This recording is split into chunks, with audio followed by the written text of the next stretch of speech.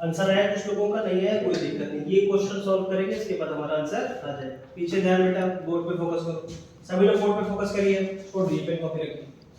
यहाँ बच्चे क्या बोला, if the population of a town increase by 12.2%, यानी एक टाउन है जिसकी पॉपुलेशन पहले साल कितनी बढ़ रही बेटा 12.2%, और सेकेंड ईयर कितनी बढ़ रही है बच्चे 33.3%। ऐसा होने पर 2 साल के बाद, एक आफ्टर 2 ईयर उस टाउन की पॉपुलेशन 2700 हो जाती है।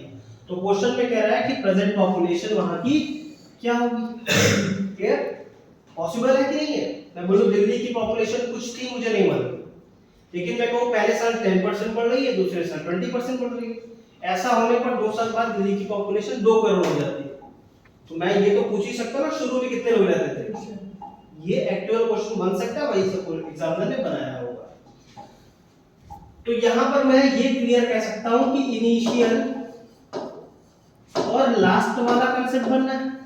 इनिशियल टू फाइनल कांसेप्ट, शुरू में कुछ थे, बाद में कुछ ना कुछ हो। तो मैंने कहा बेटा कि हम रेशियो मेथड का यूज करेंगे, तो वहां हर साल का डाटा अलग-अलग तैयार करेंगे। पहले साल कितना इंक्रीज हो रहा है 12.2%, बेटा इसकी फ्रैक्शन वैल्यू कितनी होगी 1/8, बताया था सही। पहले साल का data and second year data क्या है 1/3। दूसरे साल कितना इंक्रीज हो रहा है, तो 1/3 साइन लगाएंगे, डिक्रीज होगा तो मैं नीचे करूंगा। दूसरे साल बेटा 1/3% पॉपुलेशन इंक्रीज होगी, तो वैल्यू कितनी हो जाएगी 1/3। 1/3।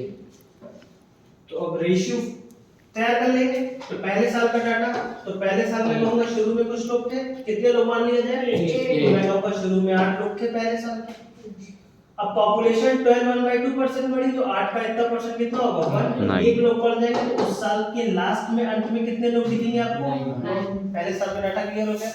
अब सेकंड टर्म का डाटा यूज करेंगे, तो सेकंड टर्म फिर कुछ मानेंगे, कुछ ना कुछ लोग रह जाएंगे, तो कितने मान ले बेटा 3 लोग रहते थे, और कितने बढ़ गए 33, 1/3%, यानी एक लोग बढ़े तो कितने हो जाएंगे सेकंड ईयर के लास्ट में 4 लोग हो जाएंगे।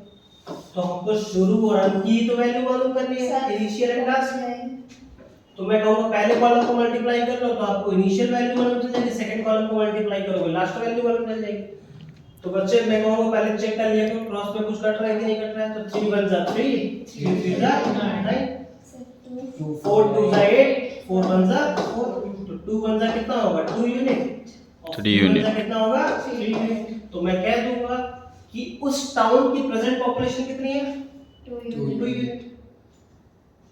और ये प्रोसेस के बाद आफ्टर दिस प्रोसेस कितनी हो जाती है लास्ट में 3 यूनिट। मेरे according end of the 2 year at this process कितनी पॉपुलेशन बच रही है 3। अकॉर्डिंग टू द क्वेश्चन कितनी पॉपुलेशन है 2 साल के बाद, तो कह रहा 2700, तो 3 यूनिट की वैल्यू दे रहा है आपको कितनी है 2700, तो 1 यूनिट की वैल्यू कितनी जब पे डिवाइड करते हैं 3 9 जा 27, 1 यूनिट की वैल्यू इतनी है, तो 2 यूनिट की वैल्यू कितनी हो जाएगी बेटा 1800 2 900 is equal to 1800 is that answer. कौन सा ऑप्शन वेरी कर रहा है नोट करिए।